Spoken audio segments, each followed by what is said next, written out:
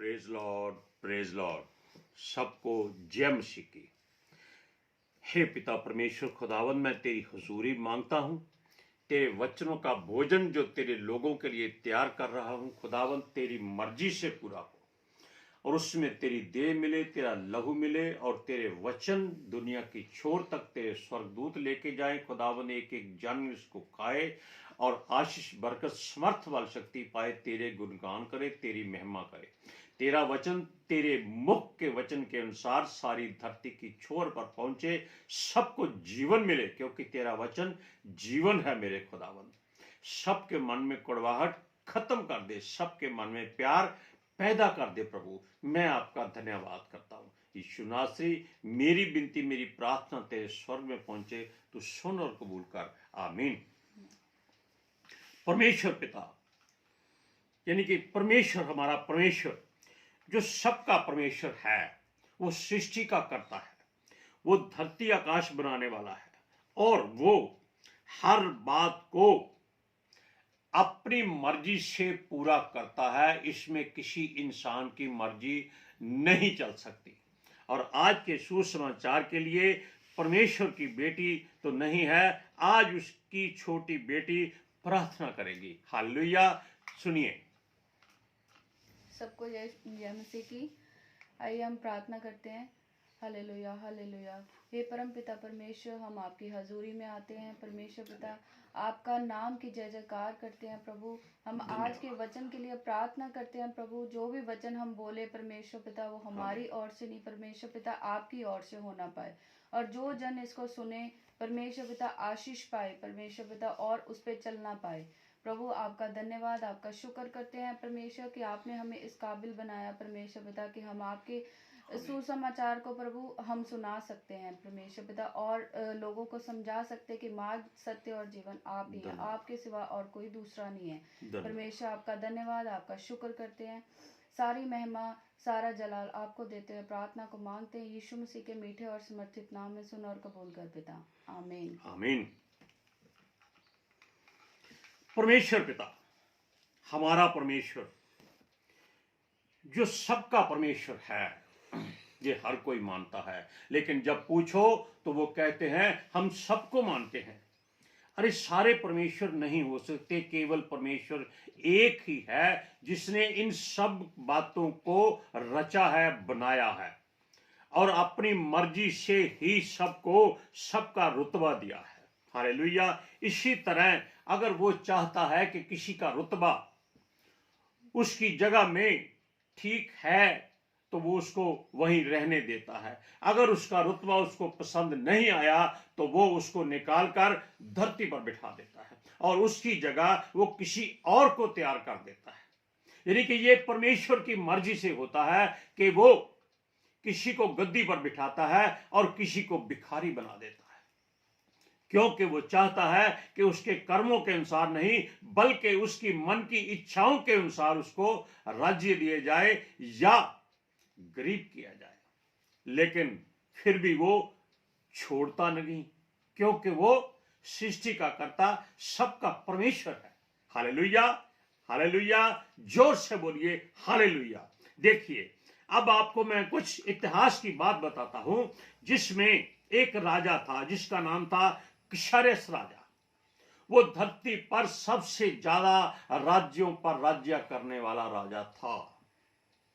यानी कि उसके पास हिंदुस्तान से लेकर कूश तक 127 देश थे और इतना बड़ा राज्य किसी के पास नहीं था। लेकिन उसकी राजगद्दी जो शूशनगढ़ में थी, वो इतिहास के मुताबिक यूपी या बिहार के एक राजगढ़ में, शूशनगढ़ में गिनी जाती है। बाकी इतिहासकार जानते हैं कहीं और भी हो सकती है, हम इसका दावा नहीं कर सकते। Hallelujah, praise Lord. सुनिए, वो राजा जो था वो 127 प्रांतों पर राज्य करता था। उसने अपने तीसरे वर्ष में ही इतना बड़ा राज्य कायम किया था। तब उसने अपने मन में सोचा कि जितने भी उसके मुखिया लोग हैं, हर राज्यों के मुखिया हैं या अच्छे कर्मचारी हैं, सेनापति हैं, प्रधानमंत्री हैं, सबको उसने जेवनार पर न्योता दे दिया। किस खुशी में, ये कोई नहीं जानता, क्योंकि ये परमेश्वर की मर्जी से ही हो रहा था। उसकी एक रानी थी, यानी कि जो पटरानी थी, उसका नाम बस्ती था। लेकिन राजा, जो एक बहुत ही उदार राजा था, जिसके राज्य में शांति थी, उसने 127 राज्यों के सब लोगों को, यानी कि मुखिया लोगों को, अपने शूशनगढ़ में न्योता दे दिया। हालेलुया। सब लोग वहां पहुंच गए और ये लोग वहां पर राजा के महल में उसकी हर आवोगवत से प्रसन्न थे, क्योंकि राजा ने उनके स्वागत में किसी बात की कमी नहीं छोड़ी थी। और ये बातें जब लोगों ने देखी तो वो बहुत दिल से प्रसन्न हुए और राजा को आशीष भी दी। सुनिए, राजा ने परमेश्वर का भय भी जो मानता था, उन सबको उसकी मर्जी से खाना पीना रहना सब कुछ ऐसा आवभगत की कि सब लोगों का मन प्रसन्न हो जाए। अब देखिए उसने क्या किया। ये बात उसने 180 दिन तक, यानी कि ये जेवनार की 180 दिन उसके जीवन में इतनी खुशी कभी नहीं आई थी। और इसी खुशी में उसने भी एक गलती कर दी। उसने अपने राज्य की वो हर बात जो उसके पास थी, जो भंडार थे, जो कुछ उसने कायम किया था, उसने सब कुछ उन लोगों को दिखा दिया था। हालेलुया। और उसका राज्य हर धर्म के लोगों से, हर जात के लोगों से, हर भाषा के लोगों से, हर तरह के काम करने वाले लोगों से भरा हुआ था। लेकिन परमेश्वर क्या चाहता है ये कोई नहीं जानता था। अब इन वचनों का जिक्र अस्तेर की पुस्तक पहला अध्याय उसकी 1 से 3 आयत तक परमेश्वर की बेटी पढ़ेगी। किशर्श नाम राजा के दिनों में ये बातें हुई। यह वही किशर्श है जो 127 प्रांतों पर अर्थात हिंदुस्तान से लेकर कूश देश तक राज्य करता था। उन्हीं दिनों में जब किशर्श राजा अपनी उस राजगद्दी पर विराजमान था जो शूशन नाम राजगढ़ में थी, वहां उसने अपने राज्य के 3रे वर्ष में अपने सब हाकिमों और कर्मचारियों की जेवनार की। फारस और मादे के सेनापति और प्रांत प्रांत के प्रधान और हाकिम उसके सम्मुख आ गए। Hallelujah, praise Lord. सुनिए, यानी कि हिंदुस्तान का नाम परमेश्वर के पितर शास्त्र में आ चुका है और ये हजारों वर्ष पहले से आ चुका है। यानी कि परमेश्वर ने हिंदुस्तान को भी अपने लिए चुना हुआ है। इस बात को हर इंसान जान ले। Hallelujah, praise Lord. क्योंकि वहां पर यानी कि हिंदुस्तान में भी परमेश्वर ने अपना राज्य कायम किया हुआ है। बेशक यहां हजारों धर्म हैं, हजारों देवी देवता नहीं, हजारों नहीं करोड़ों देवी देवता हैं, हर तरह के लोग रहते हैं, हर भाषा बोली जाती है, लेकिन फिर भी इस राज्य में दुनिया भर से ज्यादा शांति है, क्योंकि इस पर परमेश्वर की निगाह बनी हुई है। Hallelujah, praise Lord. सुनिए, यहोवा की बातें यहोवा परमेश्वर जानता है। ये परमेश्वर जिसको यहोवा कहते हैं, ये सृष्टि का करता है। इसी ने धरती आकाश बनाया और सब लोगों को जीवन दिया। उसकी युक्ति को कोई नहीं जानता। अब उस राज्य में जो जेवनार हुई थी, उसमें हाकिमों, सेनापतियों, मुख्य कर्मचारियों, फरीसियों, मादियों और हर तरह के ऐसे लोगों को इकट्ठा किया गया था जो राज्य के राजा के खास लोग थे। उसमें परमेश्वर अपने लोगों को पूरी दुनिया से लेकर इकट्ठा करके लाया था। ताकि वो अपनी युक्ति को सबके सामने प्रकट कर सके। ये किसी एक कोने में बात नहीं हो रही, ये दुनिया भर के मुख्य लोगों को इकट्ठा करके उनके सामने परमेश्वर अपनी बात करना चाहता था। सारी धन संपत्ति जो उसके सामने राजा ने उनको दिखा दी थी, उनके पास क्या था, क्या अनमोल चीजें थी, क्या सोना चांदी था, क्या धन दौलत थी और क्या हथियार थे, सब कुछ लोगों को राजा ने दिखा दिया था। अब उसके बाद उसने सबको दाख मधु उनकी मर्जी से दिया, क्योंकि ये जेवनार राजा की मर्जी से बेशक हो रही थी, यानी कि सब लोग जैसा चाहते थे वैसा दाख मधु पी सकते थे।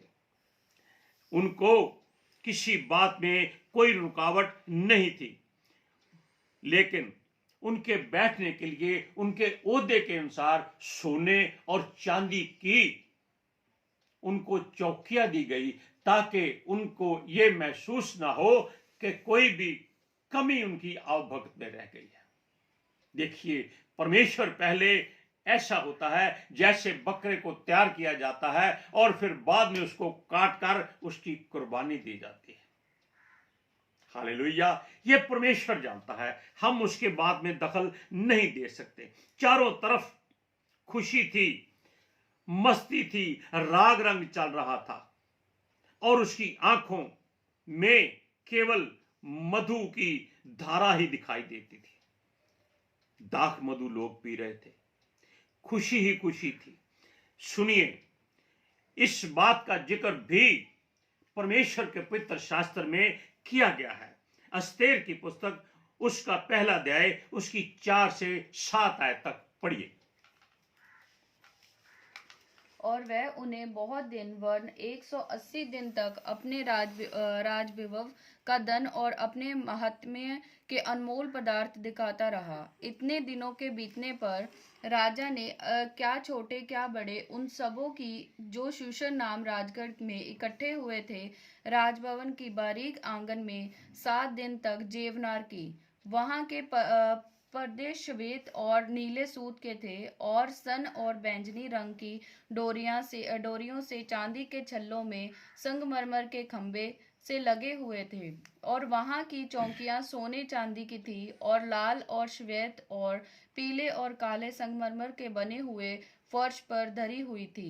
उसमें जेवनार में राजा के योग्य दाख मधु भिन्न भिन्न रूप के सोने और के पात्रों में डालकर राजा के उदारता के से बहुतायत के साथ पिलाया जाता था। Praise Lord, hallelujah. अरे भाई, 127 राज्यों का राजा हो तो वो क्या कांच के बर्तनों में दाख मधु देगा? नहीं, उन सबको उसने सोने चांदी के बर्तनों में दाख मधु पिलाया था। अरे दाख मधु तो फिर भी दाख मधु मतवाला करने के लिए है, सोने में हो, चांदी में हो, पीतल में हो, लेकिन उसका असर क्या है? मस्त करना है। यानी कि हमारी आंखों को धोखा देने के लिए ही परमेश्वर ने ये बातें बनाई हुई है। अब किसी को देख लीजिए, वो धन दौलत देता है, खूब संपत्ति देता है, वो इस्तेमाल भी करता है, क्योंकि परमेश्वर की मर्जी है कि किसको क्या और कब देना है। लेकिन जो आदमी, जो पुरुष, जो परमेश्वर का दास दासी या कोई संत नबी, अगर उसको धन दौलत मिल जाता है तो वो ये ना समझे कि ये उसकी तरफ से आशीष है, क्योंकि इसका सारा अधिकार शैतान के पास है और परमेश्वर उसी को इस्तेमाल करता है इन सब बातों के लिए। परमेश्वर धन संपत्ति आपको जरूरत के मुताबिक देता है, जितनी जरूरत हो वो आपको कभी भी शर्मिंदा नहीं होने देता। सिर्फ आप विश्वास करें। लेकिन जिसके पास जरूरत से ज्यादा धन आ जाता है, वो समझ ले कि उसके लिए आशीष नहीं है, वो केवल उसकी आंखों का धोखा है और वो दाख मधु पी रहा है ताकि वो मस्त रहे। अय्यूब की किताब में लिखा है कि जिसको भी वो ऐसे काम करने वाले लोगों को जो उसको पसंद नहीं है, यानी कि दुष्ट लोगों को वो धन ज्यादा देता है ताकि वो उसमें मस्त रहें। लेकिन जो अच्छे लोग होते हैं, जिनको परमेश्वर अपने काम के लिए इस्तेमाल करता है, उनको धन संपत्ति नहीं देता ताकि उनका मन बहक ना जाए। वो उनको अपने वचन का धन देता है, जिसके कारण इंसान अपने वक्त पर, अपने वचन पर, अपने गंतव्य पर एकदम चुस्त रहता है और परमेश्वर का काम उसकी मर्जी से करता है। वो शख्स जहां भी खड़ा हो जाए, उसके आसपास पवित्र आग का अभिषेक बना होता है, उसको धन की जरूरत नहीं होती। लेकिन यहां राजा था, राजा को धन की जरूरत जरूर होती है, क्योंकि उसको अपना राज्य चलाना होता है। बेशक परमेश्वर चलाता है, लेकिन समाज में रहने के लिए वो उतनी चीज देता है जितनी जरूरत हो। अब देखिए, उसने उसको सब कुछ दिया, दाख मधु जैसा कोई बहाना भी दिया, और उसी की इच्छा पूरी करनी थी। यानी कि परमेश्वर जो चाहता था उनको दे रहा था। वो सब खुश थे, मस्त थे। लेकिन दूसरी तरफ रानी, जो कि राजा की पटरानी थी, जिसका नाम बस्ती था, उसने भी अपनी सखियों के साथ, दूसरी रानियों के साथ, या उसकी दासियां के साथ, या जो खोजे थे उनके साथ भी जीवनार की थी। वो भी अपने महल में खुश थी, क्योंकि परमेश्वर ने दोनों को दाख मधु से प्रसन्न किया हुआ था, क्योंकि अब जो घटना होने वाली थी कोई नहीं जानता था। अब इन बातों का जिक्र कि रानी ने भी अपनी सहेलियों के साथ जेवनार की थी, इसका जिक्र देखिए, लिखा हुआ है एस्तेर की पुस्तक, उसका पहला अध्याय, उसके 8वें लाइन में पढ़िए।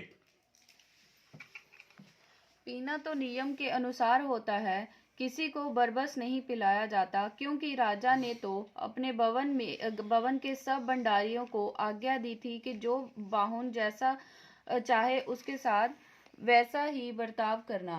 रानी बश्ती ने भी राजा कशर्ष के भवन में स्त्रियों की जेवनार की। Praise Lord, hallelujah. सुनिए, जब दाख मधु का नशा चढ़ चुका था, तब राजा के मन में परमेश्वर ने एक बात पैदा कर दी। क्या? घमंड, हंकार। क्योंकि उसने हर वस्तु दिखा दी थी, लेकिन एक उसके पास ऐसा अनायब हीरा जिसकी कीमत नहीं थी, यानी कि वो थी उसकी रानी। उसने सोचा कि उसकी सुंदरता को भी दुनिया भर में दिखाया जाए। ये बात बहुत ही गलत और घिनौनी थी, क्योंकि हम पहले बता चुके हैं, भजन करना पर्दे में होता है, भोजन करना पर्दे में होता है, और नारी का रहना भी पर्दे में होता है। लेकिन परमेश्वर क्या चाहता है वो हम नहीं सोच सकते, हम नहीं कुछ कर सकते। हम परमेश्वर की मर्जी को अपने ऊपर पूरा करना जरूरी समझते हैं। क्यों? कि वो हमारा सृजनहार है, वो जैसा चाहता है वैसा होता है। इसी तरह राजा ने हुक्म दे दिया कि रानी बस्ती से कहो कि राजमुकुट पहनकर वो उसकी हजूरी में आ जाए, ताकि सारे राज्यों से आए हुए दुनिया भर के लोग उसकी सुंदरता को देखें। अरे राजा, ऐसी बात, अरे परमेश्वर से विनती करता कि ऐसी बात उसके मन में क्यों आई। और ये बात रानी को बहुत बुरी लगी। लेकिन राजा का हठ कभी टूटता नहीं है। उसका हुक्म जो उसके मुख से निकल गया था, उसको परमेश्वर का हुक्म माना जाता है। इसलिए जो लोग राजा के द्वारा भेजे गए थे, वो रानी को लेने चले गए। लेकिन रानी ने हंकार में आकर अपनी खूबसूरती को बेकार नहीं समझा, उसने आने से इनकार कर दिया, उसने राजा का हुक्म तोड़ दिया।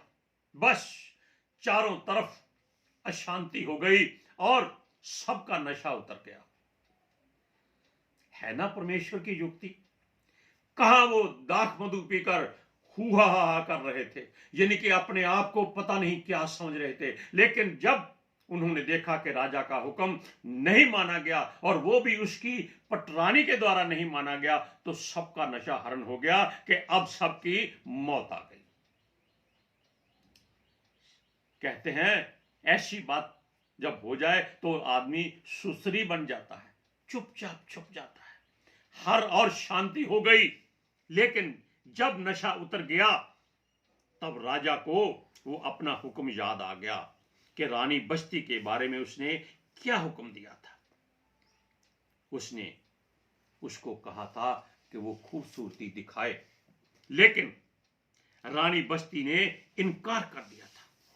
परमेश्वर के राजा का हुक्म मानने से इनकार कर दिया। सुनिए,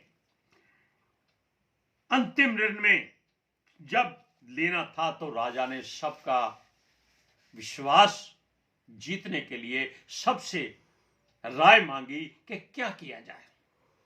तब क्योंकि परमेश्वर ने राजा को बनाया था, अब उसके मुख से निकली हुई वाणी सबके लिए परमेश्वर का हुक्म था।